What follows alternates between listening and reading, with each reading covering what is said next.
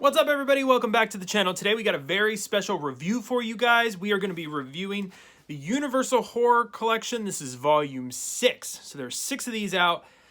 These are done by Scream Factory, and honestly, it's interesting, right? You get 4 videos usually in each of these, 4 old Universal horror films that are a little bit outside of the Universal horror films that you know.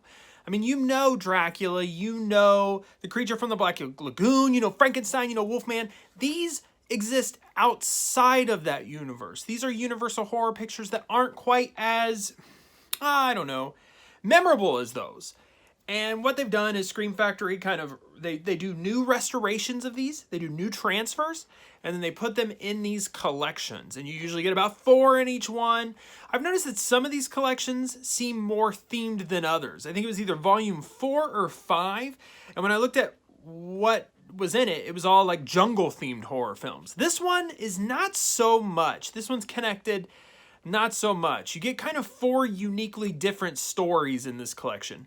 Each of them has their own pros and cons, and we will be going over those today. Before we do that, I want to thank you guys for watching this video and for all of the support we've been getting recently. Really appreciate it. If you want to support the channel, the best way that you can do so is subscribe and share this video. Those are the 2 best ways that you can support my work, support this channel, and support physical media, because we're really trying to get a community connected here where we can talk about the things that we love. Old movies, I guess. Anyways, without further ado, let's get started. And I think there's no better way that we can approach this than with a little bit of a history lesson. So, obviously, we all know the Universal monsters. We all know and love them. However, in the 50s and 60s, Universal had pretty much pulled out of their golden years of horror film. So the classic Universal monsters, those are kind of the golden years. And then after that, Universal put out many different horror films, some of which were decent, some of which were really bad. And the production values of these films varies greatly as well. Some pretty well produced. You'll see that in the set pieces, the acting, the cast, all of that, right? And then some, not so much. And you can tell which is which, honestly, just by giving them a view. It's pretty obvious. As you put the movie in and you're looking and you're like, oh, this looks kind of cheap. And you can tell, because there are some that honestly, they look so cheap that you can just tell they look cheap. Now, luckily in this collection, for the sake of what we're going to talk about today, I don't think we got any of that. The lowest budget film in this group, I believe, is The Thing That Couldn't Die. And we'll get into a little bit of the history behind that. So let's start with Black Castle. Black Castle's the first film featured here. It was released in 1952, and what this movie was kind of known for was that Lon Chaney and Boris Karloff were both on the cast. They play supporting roles. Neither of them are main characters. But what you know Lon Chaney and Boris Karloff for is they played Universal monsters, right? So the Invisible Man, I believe, Frankenstein, the Mummy. These guys played these Universal monsters, and they'd been in several Universal horror films up to this point. They're kind of known for it. One interesting fact, this was Lon Chaney's last Universal horror film. He didn't appear in any after Black Castle. So that's interesting. And knowing that and knowing the history of those 2 in the movie, it does give this movie a little boost, because yes, they are supporting characters, but they're just faces that you've come to expect and to see, because even though they're covered in makeup, you know Lon Chaney, you know Boris Karloff. It's similar to Christopher Lee and in the Hammer horror films, right? It's similar to that. You expect to see those faces. Peter Cushing is the other one I was going to mention. Christopher Lee and Peter Cushing in the Hammer horror films, very similar here. So when you see those 2, those are original faces you've come to expect. Another interesting note about this film, the original director of this backed out after he read the screenplay. He just didn't like it. So he backed out of the film, and they had to get a different director to direct this. And that director actually was Nathan Geron, who directed this film. But let's get into a little bit of what I liked, what I didn't with Black Castle, and just a little bit of the story. So basically how this kind of plays out. And again, I'll note this before I get started. New 2K restoration, right? Completely black and white. Every single one of these, black and white. So those are just notes to get out of the way. And all of these are new 2 scan restorations. So we can just, new 2 scan transfers, black and white. So let's just get that out of the way. Anyways, basically the idea is that you have this Sir Burton. And Sir Burton is, two of his friends have gone missing. And they've all gone missing around the Black Castle, around the house, the manor of Count von Bruno. And Count von Bruno is this high up, well-established individual. And essentially, Burton's friends went missing. So Burton obviously wants to investigate this. Well, the way he's done this is he's assumed a different role, a different character. He plays a character kind of, and he goes on a hunt. So the idea is he's this wealthy guy who wants to go hunt on Bruno's property. And so they set up this elaborate fake hunt, and that's what he kind of does. And he gets in there and he investigates. He wants to find out what happened to his two friends. Now, Count Bruno in this film is painted as just a terrible, terrible douchebag. And honestly, almost to like a comedic level of like, dude, this dude is a jerk. And they do everything to show you he's a jerk, right? He's a bad husband, right? He sets Burton up to make himself look good. He snides and sneers, and he has his little hooligans that he runs with, and they do that crazy villain laugh, and it's really taken up to a really dramatic level. But it plays out so well because it's kind of what you expect in these old Universal horror films, right? You kind of expect the level of cheese to not be down here, but to be up at a really high point. And that level of cheese is achieved in this film for sure. The Black Castle is not just a horror film. It's an adventure horror film, right? Burton goes on this quest in the house, and then there's like traps in the house. There's a pit full of crocodiles in the house. It's just in a room. You open the door, there it is. And you got to get past that to get out of the castle. So there's all these traps. Obviously, because for some reason in every Universal horror movie, there has to be a love angle. There just has to be. And in all four of these, you get two characters who are in love. It's like a common theme in all of these movies. So obviously, Burton, he goes to investigate his friends, but he happens to fall in love with Count Bruno's wife. And you know what? You don't think this is a douchebag thing because Bruno is such a dick to his wife that you're okay with it. You're like, you know what, Burton? Get it, dude, because this Bruno guy, he's a jerk. So they really play that up. There is sword fighting in this movie. There's hunting in this movie. There's scheming, conniving. It's not like your traditional horror movie. There's no monster. I mean, Bruno kind of is the monster because he's such a jerk, but it's more of like almost a thriller adventure. Because, like I said, there's swashbuckling, there's sword fighting. It's like an adventure and a haunted house movie kind of combined into one. So I have to say, I honestly enjoyed this film. Even the love story. And sometimes I hate when they just cram love stories into movies. But this one, it works. And I think it's just the time period you come to expect it. But the whole way this movie is set up, it really, really works here. I want to talk about production design for a second because in a couple of these movies, two in particular, the production design is phenomenal, and this was one of them. The castle looks amazing. And just to dip a little bit into the video here, you get a lot of that detail. I think the 2K restoration on Black Castle was really, really good. The detail was phenomenal on close-ups of faces. I mean, you could really see detail in people's faces. You also, in the set designs themselves, again, the castle looks great, and you can see details on those set designs. And for a movie that's this old, I mean, you're talking 1952. So in a movie that's this old, to have that level of detail in the restoration and the transfer, that's phenomenal. I mean, this looked really, really good. I'm not going to lie. The darks, the blacks, because in those black and white films, that really matters. The black levels and the white levels and kind of the differentiation between the two, and you got those grays, that really, really matters. And in Black Castle, it looks great. Honestly, the blacks are dark, the grays look good, the whites are light. I can't say too much bad about the restoration of Black Castle. What I will say is that there was some damage to the film. And you're going to get that, man. Listen, on these old movies, I'm going to say that about every single one of these. And you're going to get it. You're just going to get it. There's some smudges on the film. I noticed a little bit of debris. Overall, though, transfer was phenomenal. The audio, less impressive with this one. This was the worst one of all of the four in audio because I really had to crank my volume up to hear what people were saying. I couldn't make it out. The normal level that I keep my volume on my TV is between 20 and 30. And that's my Sonos. I have a Sonos system, and I keep it at 20 and 30. But for this one, I had to go all the way up to 45 to even make out what people were saying. So I can't give this like a glowing recommendation in audio. I just didn't think it sounded great at all. It is a DTS 1.0 HD track. You're going to get that on all of these, so I'm only going to say it once. But I did notice some hissing too with the dialogue. So as the dialogue, I could hear some feedback on my sound system that was just like a little bit of a hiss. And I'm going to say that pretty much for all four of these too. I think there's one where that wasn't the case. But honestly, the hissing, it was really distracting. And maybe that was because once you hear it, you can't unhear it. It's like one of those things. But I found that really just distracting once I noticed it.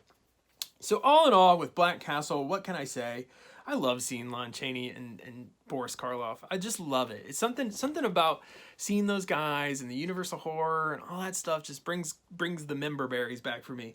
But all in all, 7.5 out of 10 for Black Castle. I definitely recommend it. I mean, I thought this one, story-wise, might have been my favorite. It was either my favorite or my second favorite, and as I go back and review these, I'm going to make that decision. But it was an enjoyable story. It was more of an adventure than a horror, like I said. But you know what? That's okay. That's okay. I mean, yeah, this is the Universal Horror Collection, so sure, you're going to want your horror movies. But again, a fun little adventure. I'm not going to complain about it too much. Next up, we have Cult of the Cobra. Cult of the Cobra is the second one. And this one was released in 1955, and it was directed by Francis de Leon. Francis Lyon? Either Lyon or Leon. Sometimes I see these names, I don't know how to pronounce them. I'm going to say Lyon. Francis Lyon. That's what I'm going to say. And I'm sorry, Francis, if you're still alive and I butchered that. I apologize. Anyways, so Cult of the Cobra, it's kind of interesting. This was originally released as a double bill, a double feature. So you would see this and you would see another horror movie. That was Revenge of the Creature. That is not on this set. And I don't know if that is on any set. But anyways, when it came out in the movie theater, it was released as a double feature. I don't know if that's important to note, but it's definitely some history about the film. So basically the idea behind the Cult of Cobra here. The movie's set in Asia in 1945. And it centers around some American troops, some U.S. soldiers, right? And they've kind of got the day off. They're looking for something to do. So they hear, by talking to one of the locals, about this ceremony that's going on where a woman will turn into a snake. So they go and they kind of sneak in and then they cause some trouble and they end up burning the temple down, but they're cursed as they do so. They're cursed. And the curse basically says the snake is going to get you. The snake woman's going to find each and every one of you and she's going to kill you. And that's exactly what happens, right? Throughout the movie, each and every one of them dies one by one by one by one. And it's not very hidden. The snake woman is kind of, you know who she is pretty early, right? But she kind of ends up meeting with these guys as they're back in America, and she ends up falling in love with one of them, and they fall in love with her. So again, love story thrown in, right? And then one of the Americans starts to suspect that she might be the one behind this. And so Tom, who's the one who falls in love with her, he gets kind of mad. He's like, hey, why are you blaming my girl? You know, and so obvious. So basically, to sum it all up, what you have is this woman comes here, she starts hunting these guys, bad things start to happen to them. One of them falls in love with her, Tom, and she falls in love with him, but she doesn't know what to do. And the main character, the main protagonist, the U.S. soldier, Paul is his name. Starts to become suspect of her. He starts to suspect her of being the one behind this, but he can't say anything because Tom's his friend. Anyways, it all rolls out, okay? It's definitely more of a thriller than a horror. Again, you know, draw the line between thriller and horror, right?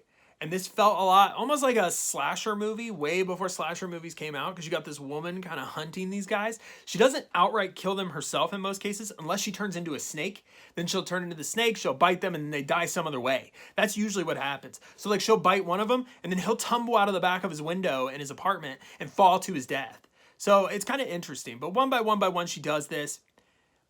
Very interesting premise, and it's kind of outlandish, but it's not. And I actually enjoyed the premise a lot of this woman kind of hunting these guys. It kept me engaged in the film. And as the film goes on, and you know she's the one, they're not hiding that from you. It's really, really obvious, right? But Tom doesn't know, and Paul doesn't know, and the rest of them don't know. He suspects, and a lot of them start to suspect early on, but they don't know. So you know something instantly that the characters in the movie don't know. That in and of itself is going to create suspense, right? Because you know what's around the corner and they don't.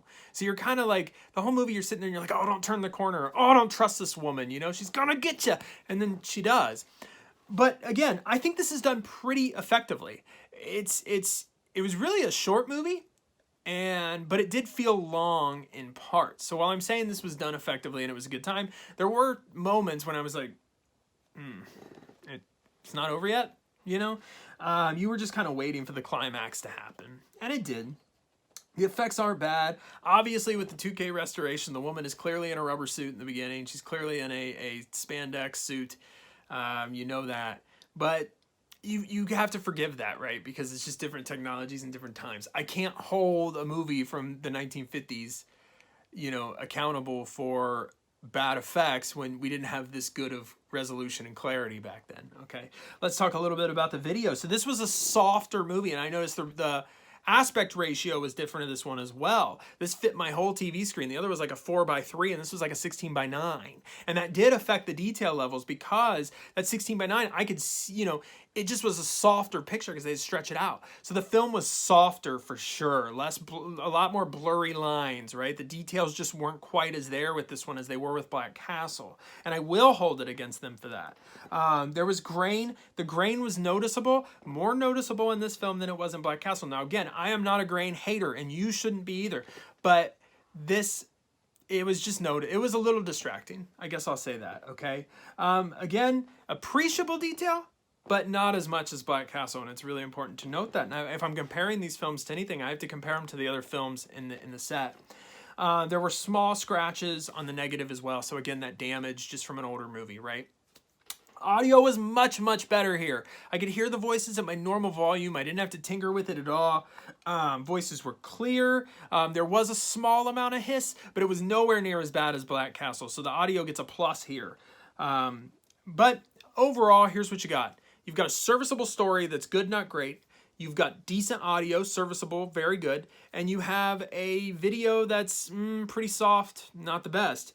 But all in all, because the audio was so much better, I actually gave Cult of Cobra a higher score overall. Now, it's important to note, I'm not giving this score based on story. I just didn't think the video was as bad of a hit as the audio on Black Castle was. That audio was just egregious, man. So I have to give this an 8 out of 10. Highly recommended presentation of this film.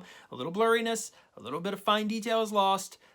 Story, though, was decent. And in all honesty, the audio was just leaps and bounds better than Black Castle. So that's why this gets an 8 out of 10. Highly recommended. And a little bit above Black Castle. Next up, we have The Thing That Couldn't Die. The Thing That Couldn't Die. This movie is released in 1958. And it was directed by Will Cohen. Okay, and this was his final film. This was the last film he ever directed. So that's important to note. This was also the final feature film for actress Carolyn Kearney, who played the main role of Jessica in this film. And this was her last film as well. So a couple lasts here. The movie was shot during a period when Universal was kind of in a budget crunch. So the production values of this movie are a lot worse than some of the other movies. And I do think that shows because your sets here, they're not going to be as fabulous as Black Castle or Cult of the Cobra or The Shadow of the Cat because they don't take place in an elaborate kind of building, a house with a lot of detail, a mansion or any of that. They just take place kind of on a ranch with a couple buildings out in the wilderness, out in the open. That's basically what you get. The Thing That Could Not Die. So basically the premise of this movie is that Jessica, she lives on the ranch and she has psychic powers. And so she uses those powers to find water on her aunt's farm. I know that's funny, but that's what she's using them for here. She finds a box. The box has been buried for a long, long time, okay? But the box actually contains the head of a warlock. And this warlock is also a Satanist. And he's looking to reunite his head with his body so that he can get his full satanic powers back. Those satanic powers include mind control. And you see a lot of that in this film. That's kind of the dynamic of the film. So, and of course, obviously, people who are on the ranch are trying to stop him. That's the main premise of the movie. And now the question is, does it work? Once again, it does. But probably the least out of all of them. Some of the motivations of the characters here you question. They're questionable at best. There's a talisman that they find. They give it to Jessica, and she's like absolutely refuses to take it off. But then this man, the man that she's kind of like has a love interest with, asks her to take it off, and she just says, "Oh, you got to take it off me." But she knows, she saw a vision of what happens if you have that talisman. You're protected. You're protected from this warlock. But without the talisman, you're doomed. So she just gives it up. And it's like, you idiot, you saw this while you were asleep. So some of that stuff is unforgivable to me. It's like, how am I supposed to sympathize with this character that is so dumb that she just blatantly ignores the dream that she had that answered all of the questions? And you can't even like say, well, it was a dream. How could she trust it? Well, it was a dream of what was going on out like in her world. So how could I not trust it? Plus the whole story, she's telling people, no, I had a dream. I can't give up this talisman. And then she just gives it up because this dude asks for it. Like, give me a break, man. That type of stuff is unforgivable. So there are a lot of holes in this story. There are two ranchers. One is kind of like, he's not all there. He's real strong, but he doesn't have a lot of brains. And then there's one that's just like a total heel, a total jerk. He like watches Jessica undress. And these are the ones that, of course, open the box and let evil out. So the strong one kills the jerk one, and then the strong one kind of acts as a proxy for the warlock until he dies, and then this other woman on the ranch acts as a proxy, and then eventually Jessica acts as a proxy. So you have the warlock is taking over everybody's minds, and then using them to kind of do his deeds, since he's just ahead and he's looking for his body. Does this work? I don't know, man, because here's the thing. A lot of it is done behind the scenes. A lot of it is characters talking to characters, and there's just, it kind of loses its appeal. The premise in and of itself is not bad. It's like kind of an interesting premise, but it's just not handled well. It's not executed well. And so what you have is just a lot of dialogue back and forth and back and forth, and then you start to question character motivations, and you're like, by the end of it, you're just kind of like, oh. And the climax of the movie is like, it literally, they find the body, and then they hold up the talisman, and all of a sudden, if he looks at the talisman, he like dies. Well, that's what happened. But it's like weird because earlier they show you a time in the past where he looks at the talisman and he's just kind of sick. But then this time he dies? I don't know. I didn't get it. So again, this was the worst story of all of them, in all honesty, in my opinion. And I have to say, it was disappointing because I do think there's some potential there in the premise. But the character motivation and all that just really turns it off. So the video, there was some softness, but this looked better than the previous one. So this was kind of in between Black Castle and Cult of the Cobra in terms of quality with the video, right? There was still that softness there, though, because, again, 16.9 ratio on this one, I think. Or it was at least close to 16.9, if I remember correctly. There were some longer scratches on the frame on this one, and they were a little more noticeable. The audio, though, was solid. Again, no complaints about the audio here. The scoring played nicely with the dialogue. They were both in there together. You could hear the dialogue clearly. I didn't have to mess with volume, but there was that hiss again. So we're back to that hiss, and I had that in this one too. I just think that's older films, you're going to get that, right? Overall, I gotta say, this one I gave a 7 out of 10. This was my least favorite one of all of these, of all four. It's still recommended because it wasn't like terrible. Like I didn't watch it and I wasn't like, I wish I never would have done that. It was still like, oh, okay, that was kind of all right, but there's just too much unforgivable to give this anything higher than a 7. But it is passable because, again, I'm not just rating this on the story. I have to factor in video and audio and all that stuff because there are some people who like this movie who are like, dude, I don't care what you think about the story. I just want to know if it looks good and sounds good. Well, it looks good and it sounds good. The story is just weak as heck. So I'm going to give this a 7 out of 10. It's still recommended. This is a recommended version of this film if you like this film. If you don't, this is the one you could skip. Finally on the disc, we have Shadow of the Cat. And this one was debatable up there with me. The Black Castle is my favorite one. I actually really enjoyed the story. This was released in 1961. It was directed by John Gilling, and this was actually a Hammer film. So interesting cross-pollination here. You have a Hammer film on a Universal horror collection. It was released by Universal, but this is classified as a Hammer film. And it tells. When you watch it, it totally tells. So the premise of this one is actually really interesting, right? An older woman is killed by people who work in the house, but it was her husband who kind of coordinated the killing, right? Because he wants to inherit the money. It's all about the money. So he basically has her killed, and then he's kind of got to hide and cover this up from his niece who's coming in. Now, there's a cat, and the cat sees the killing. And what I didn't get here was that then they were like really dead set on, we got to kill this cat. This cat saw us murder this woman. And I'm thinking, what's the cat going to talk? Is it Garfield? I don't think it's Garfield. But that they were so concerned. But this cat ends up kind of one-upping him. And then he starts The cat starts killing them one by one by one, or at least causing them to die by being a nuisance and scratching them and doing them, and they'll like fall down the steps, or one of them gets trapped in like a marsh and it's like quicksand, it pulls him down. But anyway, so this cat's a nuisance throughout the film. He's kind of the hero of the film too, the cat. Because the cat is getting one up, getting vengeance for this woman's death. The cat represents guilt in a way in this film, right? And how guilt kind of hangs over you after you do something bad and looms in the darkness. So does the cat. So in a way, the cat represents the guilt of murdering this woman, of these people. So that's kind of how it works. The husband brings in some other people, and they're involved in kind of trying to catch the cat and kill the cat. And then as the niece starts to kind of suspect what's going on, she figures it out. That's the story, right? That's basically, I just laid it out for you. Now, premise-wise, as I say this to you, that works, right? Like, that's a pretty decent story, a killer cat. We saw that. We reviewed Tales from the Dark Side a week ago, and there was a similar story in that anthology, right? About a cat that kind of is killing people. Very similar here. The effects, some of the shots with the cat are really cool, but they lose a little bit of that coolness when you realize, dude, this animal was probably treated like crap, because I'm sure back in the 50s and 60s, the standards of protecting animals and all that good stuff, animal cruelty rules, probably not as strong. So as I'm watching these cool images of the cat, I also in the back of my mind can't help but think, ooh, you know, because I know what they probably did to the cat to get it to perform the way that it did. It's just probably not great. The acting's good here. It really is. It's a lot better than the previous film, and I wasn't really questioning any of the characters' motivations. I did question why they wanted to kill the cat, because who cares if the cat saw? Again, the cat's not going to talk, so who cares? But, you know, if I ignore that, and I ignore the silliness of the premise in general, it's a horror film, dude. Like, there's going to be some silliness in the premise, and we can't be too hung up on, oh, that's just silly. A killer cat? What are you talking about? Like, okay, well, there's a killer monster. Freddy Krueger haunts you in your dreams. That's a little silly too, right? The creature from the Black Lagoon is a fish monster. Like, all of it's kind of silly. So if I could ignore that, I enjoyed the premise. The execution wasn't terrible. It did feel a little slow at times, but again, that's fine. I mean, I think that a lot of that was just the nature of A, the budget, and B, that's the way that movies were back then. You had a lot of exposition, you had a lot of characters talking to each other and and a lot of assuming the audience is kind of, I don't want to say dumb, but they do kind of lay things out for you.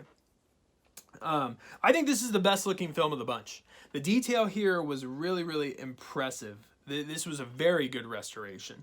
The film was in great shape. There wasn't a lot of damage to this one.